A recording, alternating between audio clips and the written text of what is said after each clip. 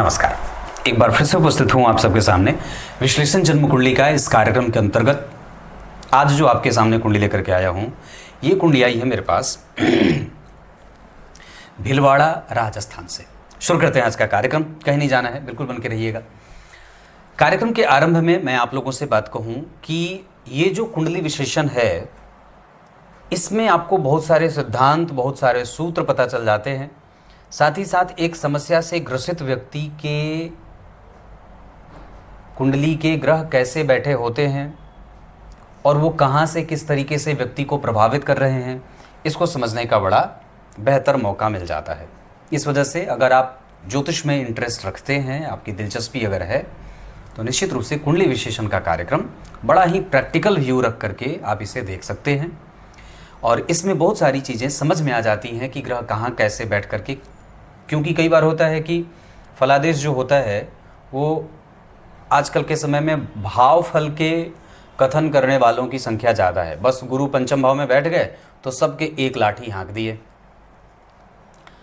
पर वस्तुतः जो जब आप स्पष्ट फल करने चलते हैं तो उस भाव का फल कैसा है, भाव का अंश कैसा है, ग्रह का अंश कैसा है, किस भाव का स्वामी है, किसके द्वारा देखा जा रहा है, कहाँ देख रहा है, नवांश में कैसा है, अन्य वर्ग चार्ट में उसकी स्थिति कैसी बन रही है, ये सब भी स्पष्ट फल के अंतर्गत आ जाता है। जबकि भाव फल सभी जातकों के लिए एक सा ही निकल करके सामने आता है।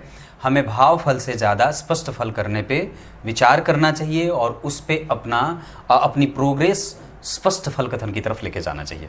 आइए विषय पे बात करते हैं। किसी भी कुंडली को देखने से पहले उस कुंडली का पंचांग बहुत आवश्यक होता है। इस वजह से कभी भी पंचांग को नज़रअंदाज न करें।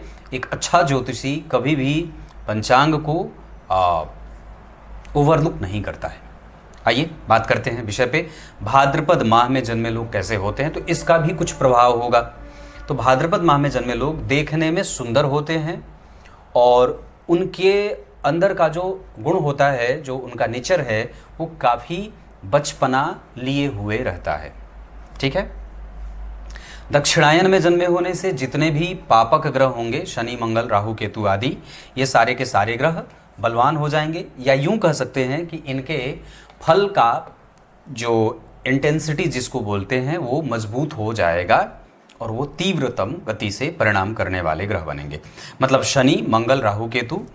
आगे बढ़ के बात करेंगे। बुधवार को जन्म होता है तो बुधवार को जो लोग जन्मे होते हैं वो कुशाग्र बुद्धि के होते हैं, बहुत जल्दी किसी चीज़ को समझने वाले होते हैं, इनकी कैपेसिटी बड़ी अद्भुत और अच्छी होती है। बुधवार को जन्मे लोग व्यापारिक नेचर के होते हैं, कैसे किसको कितना इस्तेमाल करना है ये इन्हें बहुत अच्छे तरीके से आता है। लेकिन एक बात है कि ये कृतज्ञ होते हैं, दाम्पत्य में, पत्नी में, सास ससुर सबके प्रति भाव अच्छा रखने वाले होते हैं। गलत भाव इनके दिमाग में नहीं होता, ये षड्यंत्र इनके दिमाग में नहीं चलती हैं चीज़ें। बहुत ही स्पष्ट बोल देना, क्लियर बोल देना, सत्य बोल देना और अंदर कुछ भी मन में कीचड़ मचा करके नहीं रखना, ऐसा इनका स्वभाव होता है। कृष्ण पक्ष के 10वीं तिथि ये बहुत सारी चीज़ों को रेगुलेट करेंगे। जैसे कृष्ण पक्ष में जन्मे लोगों में एक बड़ी अद्भुत बात कहें या थोड़ा नेगेटिव कहें, इसका ड्रॉबैक जो होता है कि कृष्ण पक्ष में जो लोग जन्मे होते हैं वो संततिवान तो हो जाते हैं पर अपने आप को रुग्ण कर लेते हैं। मतलब ये थोड़े रोगी प्रवृत्ति या रोगी हो जाती है। इनको कुछ हुआ नहीं भी है फिर भी इनके दिमाग में ये प्रायः डर रहता है कि मुझे कुछ हो जाएगा। इसके बाद कृष्ण पक्ष के 10वीं तिथि के जो चंद्रमा होते हैं वो चूंकि पापक हो जाते हैं और पापक होने के कारण व्यक्ति के इम्यून को गड़बड़ करते हैं। मन, बुद्धि, चित्त को एक जैसा नहीं देखा जाता है, ये बार बार बदल रहा है, धारणाएं बदल रही हैं, विचार बदल रहे हैं, कंसंट्रेशन बदल रहा है, वाणी बदल रही है, धन के बारे में प्रवृत्ति बदल रही है, कभी दान देना है, कभी नहीं रखना है। तो ये इस तरीके की बातें दिमाग में चलती हैं। कृष्ण पक्ष के 10वीं तिथि के जो लोग होते हैं वो थोड़े कड़वा, कठोर या इम्पल्सिव होकर के कुछ भी रिएक्ट कर देना, ऐसा इनका स्वभाव होता है। तो इस पे हमें बेसिकली काम करने की आवश्यकता होगी। पुष्य नक्षत्र ये इस कुंडली की सबसे अच्छी बात है, जो एक तरफा, एक तराजू पे अलग है और व्यक्ति को अक्लमंद भी बनाएगी। पुष्य नक्षत्र सबसे बलवान नक्षत्रों में से प्रथम स्थान पे आता है और इस नक्षत्र में जन्मे जातकों को वैसे कोई गंभीर बीमारी नहीं होती है। इनको छोटी छोटी बीमारियां होती हैं, जैसे गैस्ट्रिक, उसके कारण व्यक्ति को माथे का दर्द हो, माइग्रेन होता है, सर्दी वगैरह चंद्रमा के कमज़ोर होने के कारण या चंद्रमा के पक्ष बल से कमज़ोर होने के कारण। सूर्य, शनि, चंद्रमा, मंगल, बुध जितने भी ग्रह होते हैं उनको पुष्य नक्षत्र का बड़ा अच्छा बल मिल जाता है। पुष्य नक्षत्र वस्तुतः शनि का नक्षत्र है, पर इसके जो देवता हैं वो पुष्य नक्षत्र वस्तुतः ये शनि का नक्षत्र है, और इसके जो स्वामी देवता होते हैं वो आपको मैं बता दूं तो ये एक इसके जो देवता हैं वो बृहस्पति, मतलब देवगुरु बृहस्पति जिसको कह सकते हैं। और इस हिसाब से जो लोग इस नक्षत्र में जन्मे हैं उनको ओम बृहस्पतये नमः इस मंत्र का जप करना चाहिए। साथ ही साथ ऐसे लोगों को कुशा की जड़ अगर हो सके तो पुष्य नक्षत्र में रविवार को अगर पुष्य नक्षत्र पड़ जाए या गुरुवार को अगर पुष्य नक्षत्र पड़ जाए तो उस दिन कुशा उखाड़ करके ओम फट ऐसा करके उखाड़ना चाहिए। उसके बाद उसके जड़ से एक उंगली, इतनी तर्जनी उंगली के बराबर उसको काट के उसको तिहरा मोड़ करके 3 बार मोड़ देना है और चांदी के ताबीज़ में भर के उसकी पूजा कर लेनी है। ओम बृहस्पतये नमः या श्री बृहस्पतये नमः इस मंत्र का 108 बार जप करके वो यंत्र अपने गले में धारण करना चाहिए। मंत्र होता है, यंत्र होता है, महामंत्र होता है और महायंत्र होता है। बहुत छोटी बात मंत्र पे टिकती है, उससे जब आप पुट्टिका पर लिख देते हैं तो वो यंत्र बन जाता है, और उस मंत्र को बहुत अधिक संख्या में जप करके सिद्ध कर दिया जाता है तो वो महामंत्र हो जाता है। और उसी महामंत्र को जब किसी विशेष स्थान पे, सिद्ध जगह पे या उसके योग्य भूमि पे अगर उसी मंत्र को लिख करके या उसी के हिसाब से अगर संयंत्र बना लेते हैं तो वो महामंत्र महायंत्र बन जाता है। जैसे परमाणु बम है ना, उसके पीछे का कोई मैकेनिज्म रहा होगा तभी तो वो एक विषय पे आकर के परमाणु बम बन जाता है। तो वैसे ही ये महायंत्र उससे पहले का यंत्र है। यंत्र आपकी सुरक्षा करता है, आपके स्वास्थ्य की सुरक्षा करता है और आपके बहुत सारी चीज़ों को रेगुलेट करने का उसके पास प्रभाव होता है।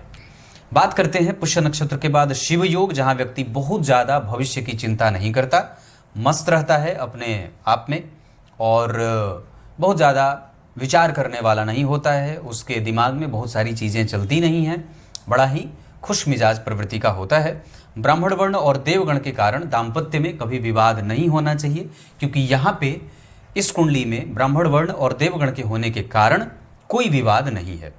यहाँ रोक करके मैं आपको इस पंचांग में सबसे अच्छी बात जो कहूँगा कि पुष्य नक्षत्र है, ये सबसे अच्छा है कि व्यक्ति पुष्य नक्षत्र में जन्मा है और ये इस कुंडली की सबसे अच्छी बातों में से एक है।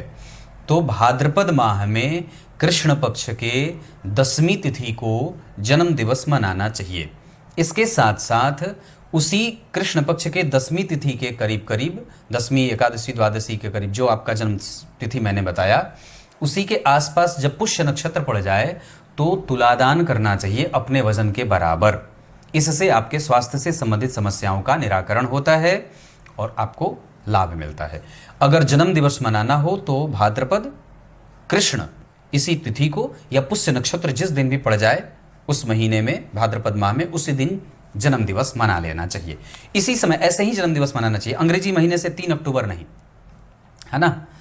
अब आगे बात करते हैं कि मनुष्य देवगण और मनुष्यगण के होने के कारण, ये बहुत ब्राह्मण वर्ण और देवगण के होने के कारण व्यक्ति की बुद्धि बड़ी अच्छी है, दानी है, प्रवृत्ति बहुत सुंदर है, व्यवस्थित है, कोई उसमें कमजोरी नहीं है, पंचांग बहुत अच्छा बना है। अब आपको मैं यहाँ रोक करके आप लोगों को एक बड़ी अच्छी बात बता दूँ, यहाँ सिंह लग्न की कुंडली बनती है, यहाँ मेष लग्न की कुंडली बनती है और यहाँ वापस फिर से सिंह लग्न की कुंडली बन जाती है। इसका अर्थ होगा कि व्यक्ति के जीवन के जो प्रोग्रेस की बात होगी वो निरंतर उत्तरोत्तर वृद्धि को प्राप्त करेगी, वो कभी भी नीचे नहीं आएगी। व्यक्ति सदैव सुख में वृद्धि करने वाला ही होता है, उसको बहुत ज़्यादा चिंता नहीं करनी पड़ती है, उसके सारे काम बनते हैं और वो बिल्कुल ही व्यवस्थित होता है। इसे बहुत अच्छी बात कहेंगे कि लग्न का मान इस कुंडली में 2 अंश के होने के बावजूद ग्रह, मैंने यहाँ पे चलित चक्र बनाया है, भाव चलित लिखा है, क्योंकि मैंने दशमांशा इसलिए नहीं बनाया है क्योंकि इनके प्रश्न कारोबार को लेकर के नहीं थे। मैंने अभी थोड़े दिन पहले चलित चक्र पे एक कार्यक्रम बनाया था अपने उस मेन चैनल पे, नकुल पाराशर वाले पे, जिसमें चलित चक्र के बारे में चर्चा की थी। उस कार्यक्रम में मैंने एक बात कही थी कि कुंडली विश्लेषण में मैं आप लोगों को चलित चक्र ही दिखा करके चीज़ों को स्पष्ट करने की कोशिश करूंगा। ये लग्न चक्र है, लग्न का मान 2 अंश का बना है, इस वजह से बहुत सारे ग्रह इस कुंडली में बदल रहे हैं। जैसे चलित चक्र में गुरु और शुक्र लग्न में ही बैठ रहे हैं, यहाँ भी गुरु और शुक्र लग्न में ही बैठ रहे हैं। वैसे दशमांशा चक्र जो इनका बना है वो इस चक्र में, जहाँ पे मैं यहाँ अभी मैंने भाव चलित बनाया है, यहाँ मैं आज से पहले दशमांशा चक्र बनाता था, उसमें दशमांशा चक्र सिंह का ही बना है।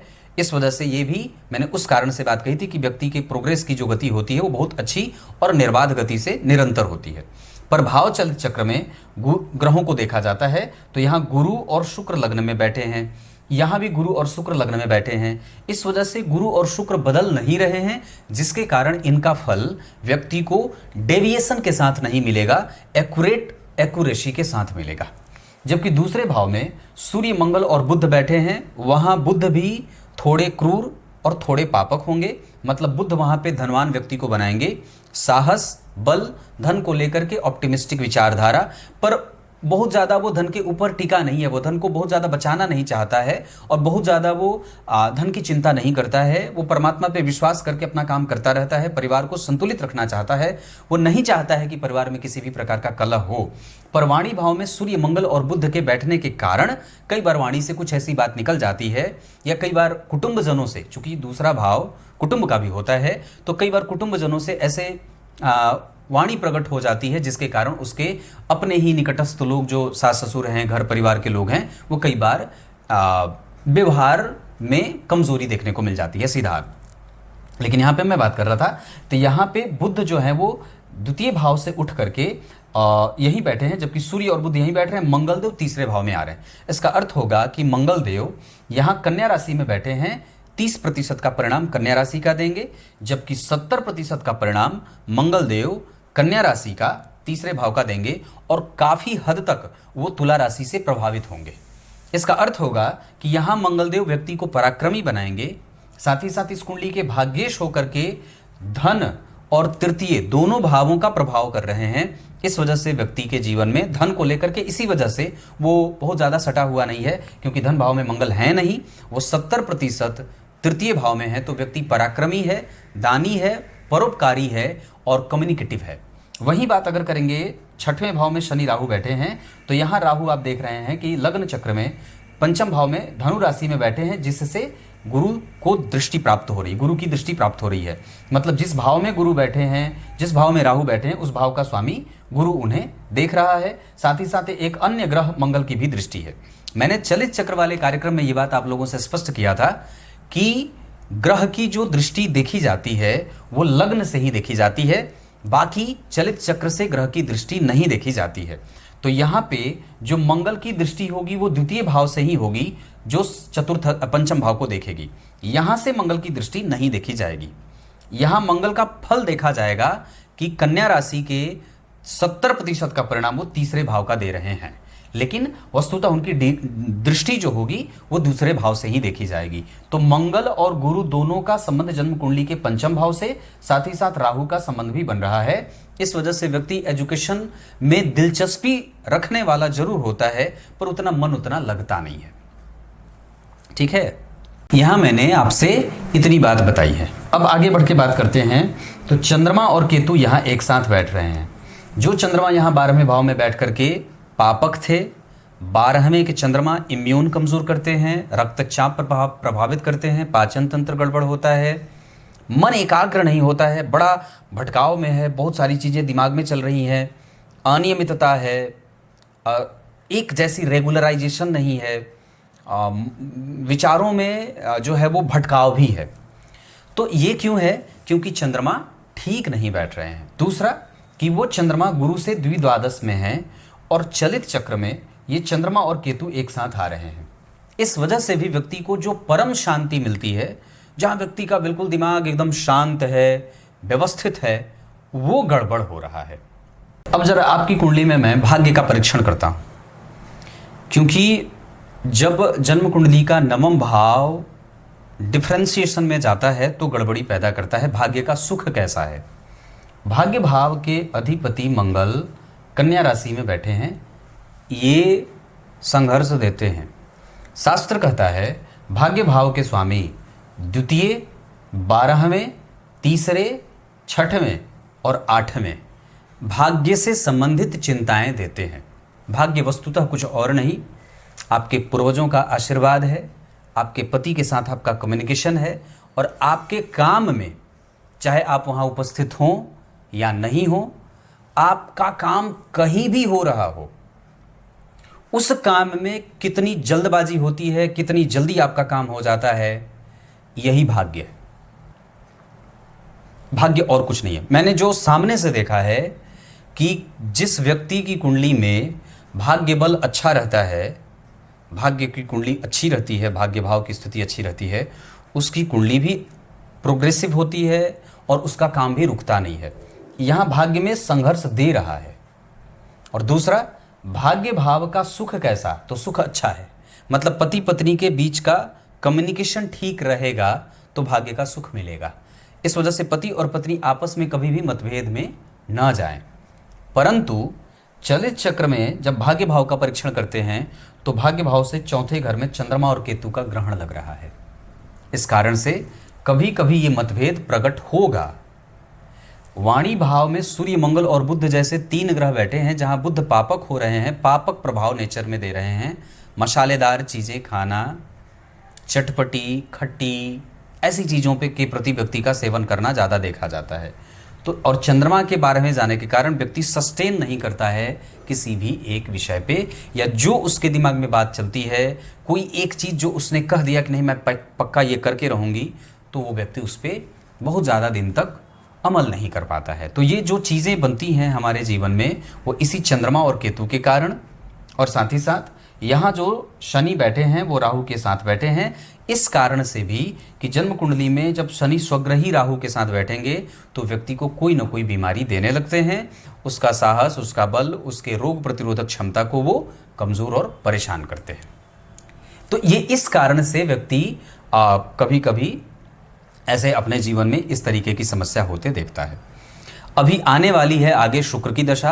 व्यक्ति बहुत सारी चीज़ों में अपने पिता के जैसा है, क्योंकि पिता भाव के स्वामी लग्न में बैठे हैं। गुरु और शुक्र लग्न में व्यक्ति को अनुभवी, शास्त्रज्ञ, मर्मज्ञ, धर्म में देना, दान पुण्य, पूजा पाठ आदि में रुचि रखना, साथ ही साथ मस्त रहना, अपनी खुशियों में बहुत ज़्यादा ऐसा किसी की बातों में टांग ना अड़ाना, लेकिन सबके साथ मैत्रीपूर्ण व्यवहार करना। गंभीर लग्न में गुरु, शुक्रो 10 सहस्त्राणी, बुद्धो 10 शतानि च, लक्ष्यमेकम तु दोषाणाम गुरुर लग्ने व्यपोहति।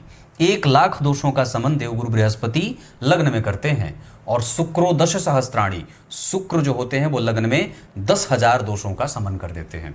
इस हिसाब से इस कुंडली के एकमात्र ग्रह शुक्र और गुरु, ये दोनों ग्रह इतने बढ़िया बैठे हैं जहां व्यक्ति का संपूर्ण आय, व्यय, व्यवहार, गुण दोष, आयु सब बिल्कुल ही परफेक्शन की तरफ बढ़ रहा है। तो जो कमजोरी मिली वो भाग्य भाव के कारण मिल रही है। जो स्वास्थ्य में परेशानी आ रही है वो चलित चक्र में शनि और राहु के कारण मिल रही है, क्योंकि शनि यहीं के बैठे हैं, यहाँ भी चलित चक्र में यहीं बैठे हैं। अंतर समझिएगा कि स्वास्थ्य व्यक्ति का क्यों परेशान रहता है, वो नियमित एक जैसा क्यों नहीं है, अनुशासनहीन क्यों है। क्योंकि शनि अनुशासन 6वें भाव में बैठे हैं, और अगर वो चलित चक्र में पंचम में बैठते तो व्यक्ति को थोड़े विवेक में, विवेक, बुद्धि, ज्ञान, बल, इसका बल देते। लेकिन 6वें भाव में पापक ग्रह का होना ठीक होता है, तो व्यक्ति उसको ऐसा लगता है कि वो जो कर रहा है वो बिल्कुल सही कर रहा है, और उसके इसी प्रवृत्ति को और बल 6वें भाव में राहु का जो ट्रांसफर हो रहा है, जो बदलाव हो रहा है, वो इसके कारण इस प्रवृत्ति में बल मिलती है। नहीं, मैं जो कर रही हूँ बिल्कुल ठीक कर रही हूँ, मैं जो बोल रही हूँ बिल्कुल सही बोल रही हूँ। पर वो झक्की माइंडसेट का होता है, बहुत ज़्यादा समय तक नाराज किसी से नहीं रह सकता, बहुत ज़्यादा समय तक अपनी जिद को पाल करके नहीं रख सकता है। ये सिंह लग्न की कुंडली है और ये स्त्री जातिका की कुंडली है, ये स्थिर कुंडली है। जहाँ अगर सिंह लग्न की जातिकाओं की कुंडली में बात करूं, जो नैसर्गिक रूप से लगभग देखने को मिल जाता है सिंह लग्न की जातिकाओं में, कि वो पुरुषोचित विचारों वाली होती हैं। बहुत ज़्यादा बर्डन नहीं, बहुत ज़्यादा दबाव नहीं, बहुत ज़्यादा नियम कानून नहीं, स्वतंत्र मानसिकता, स्वतंत्र व्यवहार। और उनको ये नहीं लगेगा कि वो पुरुष हैं या स्त्री हैं, वो अपने आप को स्त्री नहीं समझती, पुरुष ही समझती हैं। साहस, बल, पराक्रम, धैर्य, उत्साह, जो ये सब चीज़ें पुरुषों में देखने को मिलती हैं, वो सब यहाँ पे पुरुषोचित कुंडली के निर्माण के कारण हो जाता है। सुंदर क्यों? क्योंकि लग्न में शुक्र। अनुभवी क्यों? क्योंकि लग्न में गुरु और शुक्र। वाणी कठोर क्यों? क्योंकि सूर्य और मंगल का प्रभाव बुध पे है। स्वास्थ्य कमजोर क्यों? क्योंकि चंद्रमा 12 में। भाग्य का कमजोर कभी कंफ्यूज होना क्यों? क्योंकि चलित चक्र में चंद्रमा और केतु 12 में बैठ रहे हैं। आमदनी अच्छी है, धन के लिए बेचैनी नहीं है। केमिकल के क्षेत्र में काम करना सही रहेगा, मेडिकल के क्षेत्र में काम करना बिल्कुल सही रहेगा। इसके अतिरिक्त व्यक्ति अपने अनुभवों को लोगों के सामने शेयर कर सकता है, अपने जीवन में घटित घटनाओं को लोगों के सामने प्रस्तुत करके और उससे अपना मन बहला सकता है। नवांश चक्र यहाँ का पंचम नवम भाव का स्वामी यहाँ लग्नेश और गुरु उच्च के, चंद्रमा केतु के, राहु केतु के प्रभाव में। यहाँ सूर्य बुध शुक्र, इसी वजह से कई बार यहाँ जो संबंधों में एक कमजोरी कभी कभी देखने को मिलती है वो कुटुंबजन के साथ, वो इसी के कारण होता है। पर सास का सुख बढ़िया है, ससुर का सुख सामान्यतः थोड़ा कमजोर सा देख रहा हूँ, उनका स्वास्थ्य ठीक रखना होगा। वैसे एकादशवें भाव में शनि स्वग्रही नवांश चक्र में बैठे हैं, यहाँ भी स्वग्रही हैं, यहाँ भी स्वग्रही हैं और यहाँ पे भी शनि स्वग्रही हैं। तो इस कुंडली में कई बार कट्टरता, कठोरता, जिद्दीपन का स्वभाव बदल जाता है। पर ये कब होगा? शनि की दशा में। ऐसे आने वाली है शुक्र की दशा, जहाँ व्यक्ति शुक्र की दशा में अपना कारोबार, इनके भाग्य से पति का कारोबार बढ़ेगा। शुक्र की दशा में व्यक्ति के नाम पे और भी व्यापार आगे बढ़ाया जा सकता है। शुक्र की दशा में धन आगमन के सोर्स बढ़ेंगे। शुक्र की दशा में सांसारिक सुखों में वृद्धि होती है। शुक्र की दशा में व्यक्ति का अनुभव बढ़ता है। उसी शुक्र की दशा में व्यक्ति अपने ऊपर खर्च करता है और अपनी सुंदरता को मेंटेन रखना चाहता है। अब यहाँ से आगे मैं आपको आपके अन्य वर्ग चार्ट पे आपका ध्यान लेके आता हूँ, जहाँ हमें किन दशाओं में किस किस बात का ध्यान रखना चाहिए। इस कुंडली में शनि की दशा जब कभी भी अंतर दशा में आए, प्रत्यंतर में आए, प्राणांतर सूक्ष्मांतर में आए, तो हमें अपने आलस्य पे कंट्रोल करना होगा। क्लियर है? बाकी शनि की दशा में व्यक्ति का नेचर साहसी बना रहेगा। केतु की दशा में व्यक्ति को कंफ्यूज होने से बचना होगा। महत्वाकांक्षा बहुत रहेगी, पर उसमें व्यक्ति को कभी कभी अड़ंगा आए, काम बनने में दिक्कत हो, अल्टीमेटली काम रुक जाता है। इस वजह से केतु की दशा में कोई भी महत्वपूर्ण काम करने से बचना चाहिए जब कभी भी केतु की अंतरदशा, महादशा या सूक्ष्मांतर प्राणांतर आए। तो चंद्रमा की दशा में व्यक्ति का व्यय संतुलित होगा, पर वहाँ पे इमोशन बढ़ा रहेगा और उसी चंद्रमा की दशा में व्यक्ति अपने जेब से ज़्यादा व्यय कर देता है और स्वास्थ्य में परेशानी को प्राप्त करता है। इसी चंद्रमा की दशा में व्यक्ति का दाम्पत्य कभी कभी परेशान करेगा, वहाँ पे मतभेद दिखाई दे सकते हैं और आपस में कई बार चंद्रमा की दशा में व्ययातिरेक की स्थिति बढ़ती है, स्वास्थ्य कमज़ोर हो सकता है। इस दशा काल में व्यक्ति को शिव जी की पूजा, मंदिर का दर्शन, मंदिर धोना, अनाज का दान और साथ ही साथ स्वर्ण आदि का दान भी करना चाहिए। सामर्थ्य के हिसाब से शंख का दान भी करना चाहिए। इसके बाद बात करते हैं गुरु और शुक्र की दशा में व्यक्तित्व अच्छा हो, धन सुख मिले, चरित्रवान बने, धर्म का सुख मिलता है, धन का सुख मिलता है, वाणी, भवन, भूमि, वाहन, संतान, दाम्पत्य, पत्नी, पति, भवन, भूमि, ये सब का सुख गुरु की दशा में मिलेगा। गुरु की दशा में निश्चिंतता बढ़ती है, व्यय कंट्रोल होता है, संतान को श्रेष्ठता मिलती है, ये सब गुरु की दशा में होगा। उसी शुक्र की दशा में धनवान होगा, व्यापार अच्छा चलेगा। उसी शुक्र की दशा में व्यक्ति खूब बढ़िया धन इकट्ठा भी करता है और शुक्र की दशा में, सूर्य की दशा में, मंगल की दशा में व्यक्ति धन इकट्ठा करने पे कोशिश करता है। तो शुक्र की दशा में धन इकट्ठा करने पे ज़्यादा फोकस बढ़ाना चाहिए। बुढ़ापा अच्छा बीतेगा, इसमें कोई संशय नहीं है। बात करते हैं मंगल की दशा में। मंगल की दशा में इरिटेशन बढ़ेगी और कई बार व्यक्ति में उग्रता, व्यग्रता, कठोरता बढ़ेगी, वाणी कमज़ोर या कठोर हो जाएगी और कई बार व्यक्ति बहुत जल्दी परिणाम प्राप्त करने के लिए थोड़ा एग्रेशन में आ जाता है। उसी मंगल की दशा में व्यक्ति रोग से संबंधित समस्या से जूझेगा, जहां रक्त संबंधित समस्या होती है और कई बार हार्मोनल डिसबैलेंस होता है। साथ ही साथ उसी मंगल की दशा में पित्त से संबंधित समस्या के बढ़ने का कारण भी बनता है।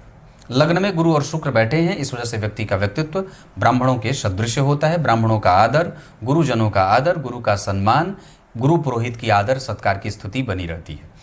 उसी सूर्य की दशा में व्यक्ति खूब धन कमाता है। सूर्य वर्गोत्तम है, बुध वर्गोत्तम है। इस कारण से इस कुंडली में सूर्य और बुध बली हो जाएंगे और बली होने के कारण इनकी दशा काल में व्यक्ति धनवान, दाम्पत्य, परिवार, नौकरी आदि जो भी अच्छा होता है वो मिलता है। बात करते हैं सूर्य, मंगल और बुध के बारे में मैंने चर्चा कर दी। अब बात करेंगे राहु की। तो राहु की दशा में कई बार दाम्पत्य में मतभेद होगा, संतति से मतभेद, संतति बीमार होती है। राहु केतु की दशा में व्यक्ति की संतति बीमार प्रायः रहती है। अभी ये 2024 के 20 नवंबर तक रहेगी। जैसे 20 नवंबर बीतेगा तब तक संतति भी धीरे धीरे ठीक हो जाएगी, उसका भी स्वास्थ्य धीरे धीरे लाइन पे आ जाएगा। तो राहु की दशा के कारण कई बार संतान कमजोर होती है। राहु केतु की दशाओं के कारण भी व्यक्ति का दिमाग एक जगह स्थिर नहीं रहता है, भ्रम की स्थिति रहती है, कई तरह की बातें दिमाग में चलती रहती हैं। तो वही इसका भी एक कारण हो सकता है। शुभ अंक 8 रहेगा, शुभ रंग लाल और गेरुआ रहेगा।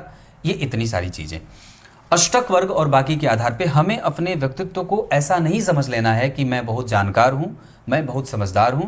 हमें निरंतर सीखने की कोशिश करनी चाहिए। उदार मना होइए, विशाल हृदय बना करके रखिए, पहाड़ की भांति अपनी भुजाएं लंबी रखिए, ऊंची रखिए, जिसमें किसी की भी गलती आप समा सकें, आप स्वयं की गलतियों से सीख सकें। अपने आप को जितना हो सके बेहतरीन बनाइए, जितना हो सके अच्छा बनाइए, क्योंकि आप अच्छे हैं। और ऐसा क्यों है? क्योंकि आपकी कुंडली के लग्न में गुरु और शुक्र बैठे हैं। ये बहुत सामान्य नहीं होता है।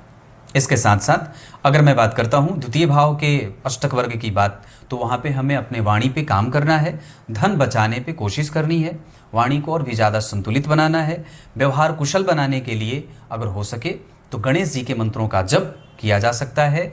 विनम्रता से रामचरितमानस का प्रत्येक दिन एक पेज का पाठ किया जाए।